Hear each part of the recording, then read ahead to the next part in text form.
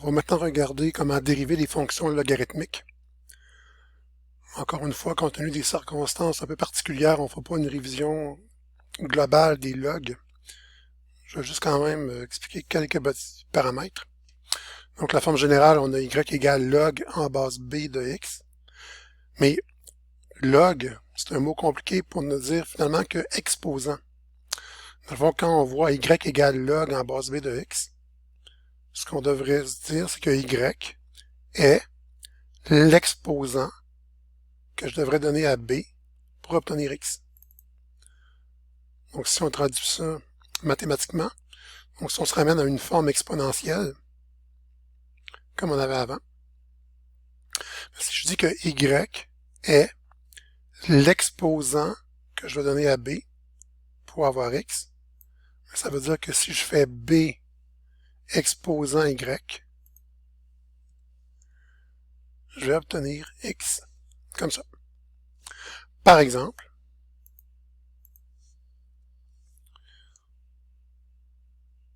on sait que 2 exposant 3, ça donne 8. Donc ici, on se dit que 2 à la 3. Donc 2 fois 2, 4 fois 2, 8. Ça fait que 2 à la 3, c'est égal à 8. Oups, égal à 8. Donc, si je voulais écrire le pendant de ça, mais avec des logarithmes, qu'est-ce que je pourrais dire? Je pourrais dire que 3 est l'exposant que je dois donner à 2 pour obtenir 8. Donc si je vais en 7, donc 2 à la 3 égale 8. 2 à la 3 égale 8. Ce n'est que la réciproque. En fait, la fonction logarithmique et la fonction inverse, la réciproque de la fonction exponentielle.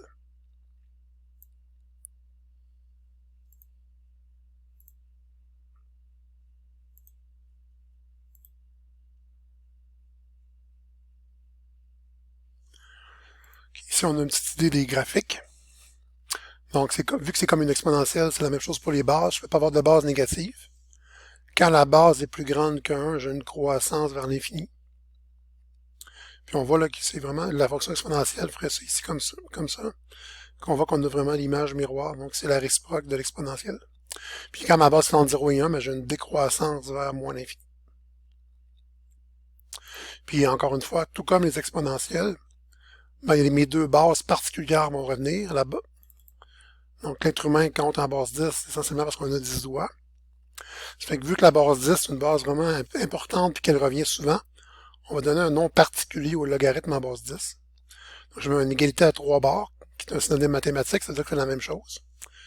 Donc tout simplement log de x. Donc si j'écris pas de base, si je mets pas de base explicite, c'est sous-entendu que la base c'est 10. Et puis ici, le log en base E, ben, le log en base E, le nombre E, qui est le 2,718, point. Donc la nature travaille plutôt en base E, on pourrait dire. On lui donne un nom particulier qui va être le logarithme naturel, donc ln de x. Si je mets ln, ben c'est comme un log en base E. Ou logarithme népérien, si vous préférez, pour James Napier, celui qui a créé les logarithmes.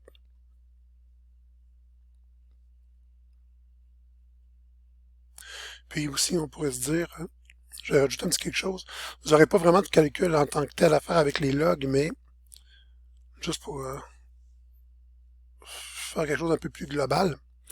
Parce que sur vos calculatrices, vous avez log de x, qui est entre, bon, sous-entendu log en base 10, puis vous avez ln de x, sous-entendu log en base E. Mais comment je fais pour calculer avec une autre base? Je ne peux pas avoir une infinité de touches sur mes calculatrices. Donc, ce que je pourrais faire, je ne vais pas faire la formule, on va y aller à partir d'un exemple qu'on connaît déjà. Fait on sait on connaît déjà la réponse de log en base 2 de 8. Donc, quand j'ai ça, je me dis, mais quel est l'exposant que je dois donner à 2 pour que la réponse soit 8? On sait que c'est 2 à la 3. Mais comment l'obtenir? On fait tout simplement la division du log du nombre qui est un petit peu plus haut, le 8, divisé par le log du nombre qui est un petit peu plus bas, donc la base, ici, 2. Fait que si vous pitonnez log 8 divisé par log 2, ça va donner 3. Mais on aurait eu le même résultat en prenant n'importe quelle base. On aurait pu dire ln de 8 divisé par ln de 2. Ça aurait aussi donné 3. Faites attention, ça ne veut pas dire que log de 8 égale ln de 8, ni que log de 2 égale ln de 2. Au même titre que si je vous dis 9 sixièmes égale 3 demi, ben, c'est vrai que les deux rapports sont égaux. J'ai une proportion, mais 9 n'est pas égal à 3 et 6 n'est pas égal à 2. Mais 9 sixièmes égale 3 demi. Donc, log de 8 sur log de 2, c'est la même chose qu'ln de 8 sur ln de 2. C'est des fractions qui sont identiques, pas les numérateurs et dénominateurs 2 à 2.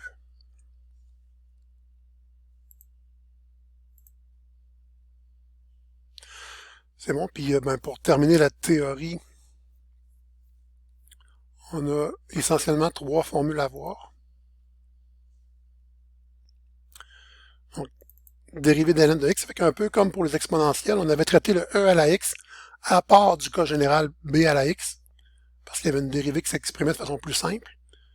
Ben, vu qu'on est tout simplement dans les réciproques, il y a comme une correspondance ici, on va traiter ln de x à part.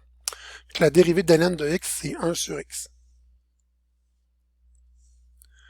En fait, ce qu'on va se dire, c'est que si je remplace x par une autre fonction, je vais dire la dérivée de ln de quelque chose, c'est 1 sur le quelque chose. Puis je vais rajouter à côté fois la dérivée du quelque chose, comme d'habitude. Si j'ai une fonction composée, je vais appliquer la règle de chaîne. Évidemment, si j'ai juste x, mais ça fait fois la dérivée de x qui est 1, donc ça ne change rien. Fait que la dérivée de ln de x, c'est 1 sur x. Mais encore plus que ça, la dérivée de ln de valeur absolue de x, c'est aussi 1 sur x. Là, je vais passer vite là-dessus parce que ln de valeur absolue de x, en calcul 1, on n'y reviendra pas. On ne va pas travailler avec cette fonction-là. Mais en calcul 2, elle va revenir souvent.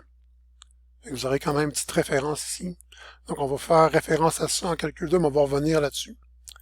Mais sachez que la dérivée de ln de valeur absolue de x, c'est aussi 1 sur x.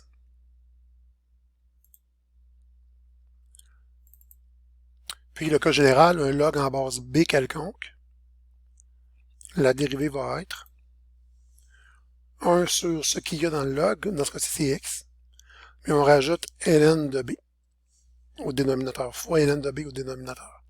Évidemment, si j'ai la dérivée de ln de x, la base vaut e, puis ln de e, ça fait 1. Donc il nous reste 1 sur x, ce qu'on avait dans le cas particulier.